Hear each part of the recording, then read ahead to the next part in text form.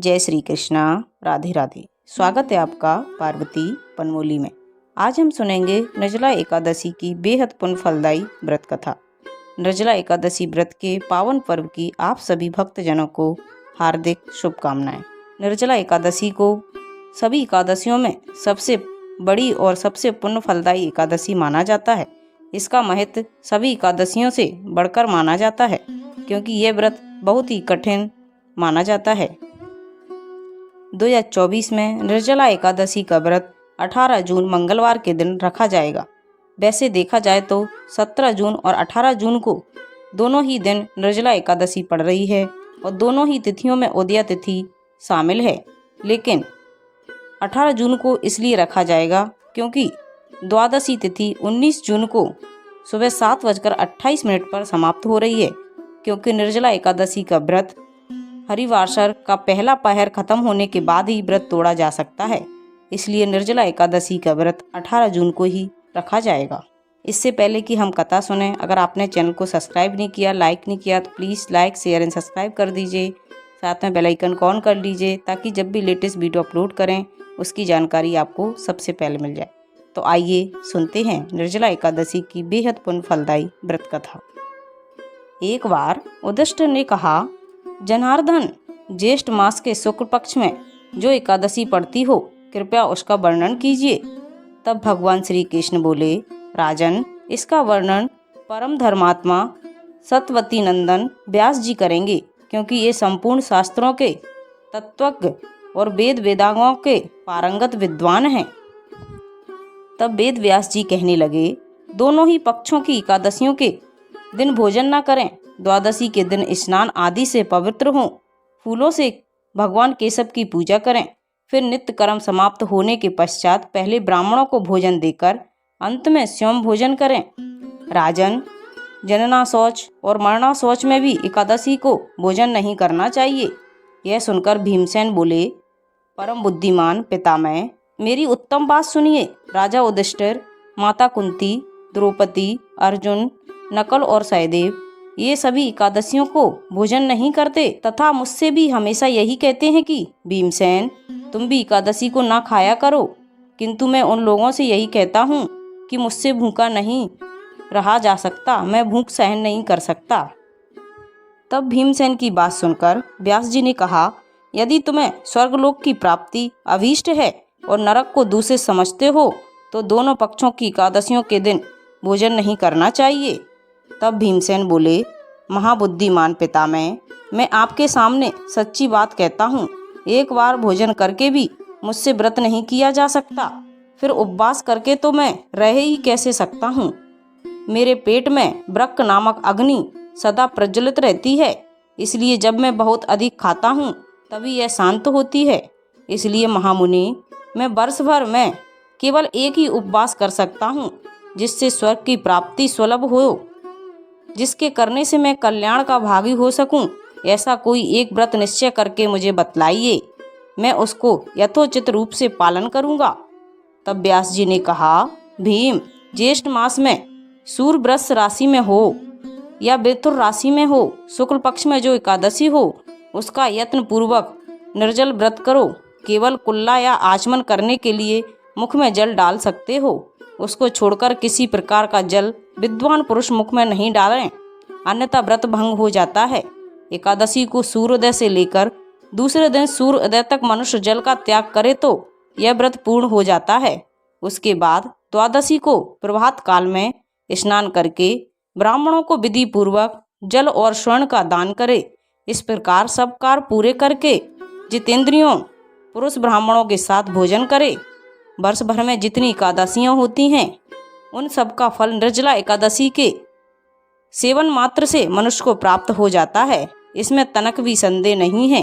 शंख, चक्र और गदा धारण करने वाले भगवान केशव ने मुझसे कहा था कि यदि मानव सबको छोड़कर एकमात्र मेरी शरण में आ जाए और एकादशी को निराहार रहे, तो वह सब पापों से छूट जाता है।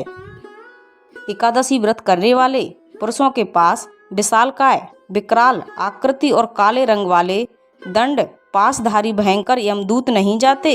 अंतकाल में पीताम्बरधारी, शौभ स्वभाव वाले, हाथ में सुदर्शन धारण करने वाले और मन के समान वेगशाली विष्णुदूत आखिर इस वैष्णव पुरुष को भगवान विष्णु के धाम में ले जाते हैं। इसलिए निर्जला एकादशी को पूर्ण यत्न करके उपवास और श्री हरि का पूजन करो। स्त्री हो या पुरुष, यदि उसने मेरु पर्वत के बराबर भी महान पाप किया हो तो वह सब इस एकादशी के प्रभाव से भस्म हो जाता है। जो मनुष्य उस दिन जल के नियम का पालन करता है वह पुण्य का भागी हो जाता है।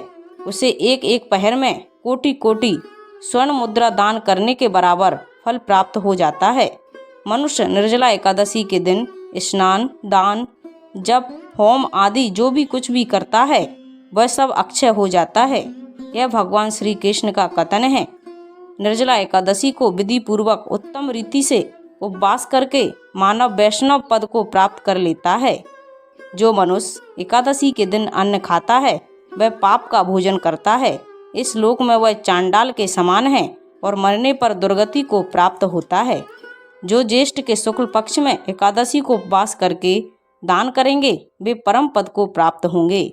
जिन्होंने एकादशी को उपवास किया है वे ब्रह्म हत्यारे, शराबी, चोर तथा गुरुद्रोही होने पर भी सब पापों से मुक्त हो जाते हैं। हे कुंती नंदन, निर्जला एकादशी के दिन श्रद्धालु स्त्री पुरुषों के लिए जो विशेष दान और कर्तव्य विहित हैं उन्हें सुनो। उस दिन जल में शयन करने वाले भगवान विष्णु का पूजन और जलमयी धेनु का दान करना चाहिए अथवा प्रत्यक्ष धेनु या घृतमयी धेनु का दान उचित है। पर्याप्त दक्षिणा और भांति भांति के मिष्टानों द्वारा यत्न पूर्वक ब्राह्मणों को संतुष्ट करना चाहिए। ऐसा करने से ब्राह्मण अवश्य संतुष्ट होते हैं और उनके संतुष्ट होने पर श्री हरि मोक्ष प्रदान करते हैं। जिन्होंने शम, दम और दान में प्रवृत्त हो श्री हरि की पूजा और रात्रि में जागरण करते हुए इस निर्जला एकादशी का व्रत किया है उन्होंने अपने साथ ही बीती हुई 100 पीढ़ियों को और आने वाली 100 पीढ़ियों को भगवान वासुदेव के परम धाम में पहुंचा दिया है। निर्जला एकादशी के दिन अन्न, वस्त्र, गौ, जल, सैया, सुंदर आसन, कमंडलू तथा छाता दान करने चाहिए। जो श्रेष्ठ तथा सुपात्र ब्राह्मण को जूता दान करता है वह सोने के विमान पर बैठकर स्वर्ग लोक में स्थान पाता है। जो इस एकादशी की महिमा को भक्ति पूर्वक सुनता है या सुनाता है वह स्वर्ग लोक में जाता है। चतुर्दशी युक्त अमावस्या को सूर्य ग्रहण के समय श्राद्ध करके मनुष्य जिस फल को प्राप्त करता है वही फल इसके श्रवण मात्र से प्राप्त हो जाता है। पहले दंत दावन करके यह नियम लेना चाहिए कि मैं भगवान केशव की प्रसन्नता के लिए एकादशी निराहार रहकर आचमन के सिवा दूसरे जल का भी त्याग करूंगा। द्वादशी को देवेश्वर भगवान विष्णु का पूजन करना चाहिए। गंध, धूप, पुष्प और सुंदर वस्त्र से विधि पूर्वक पूजन करके जल के घड़े के दान का संकल्प करते हुए इस मंत्र का जाप करना चाहिए। मंत्र इस प्रकार है। देव देव ऋषि के संसार आवरण तारक उदकुंभ प्रधानने नयमा परमागतिम। संसार सागर से तारने वाले हे देवदेव ऋषिकेश, इस जल के घड़े का दान करने से आप मुझ पर परम गति की प्राप्ति करवाइए। भीमसेन, ज्येष्ठ मास में शुक्ल पक्ष की जो शुभ एकादशी होती है उसका निर्जल व्रत करना चाहिए। उस दिन श्रेष्ठ ब्राह्मणों को शक्कर के साथ जल के घड़े का दान करना चाहिए। ऐसा करने से मनुष्य भगवान विष्णु के समीप पहुंचकर आनंद का अनुभव करता है। उसके पश्चात द्वादशी को ब्राह्मण भोजन कराने के बाद स्वयं भोजन करें। जो इस प्रकार पूर्ण व्रत से पाप नाशनी एकादशी का व्रत करता है वह सब पापों से मुक्त हो जाता है, आनंदमय पद को प्राप्त हो जाता है। यह सुनकर भीमसेन ने भी इस शुभ एकादशी का व्रत आरंभ कर दिया। तब से यह लोक में पांडव एकादशी के नाम से विख्यात हुई और भीमसेन एकादशी के नाम से प्रसिद्ध हो गई। तो ये थी निर्जला एकादशी की बेहद पुण्य फलदायी व्रत कथा। अगर आपको अच्छी लगे तो प्लीज़ चैनल को लाइक, शेयर एंड सब्सक्राइब कीजिए। साथ में बेल आइकन को ऑन कर लीजिए ताकि जब भी लेटेस्ट वीडियो अपलोड करें उसकी जानकारी सबसे पहले आपको मिल जाए। और कमेंट में जय श्री हरि अवश्य लिखिए। Thank you.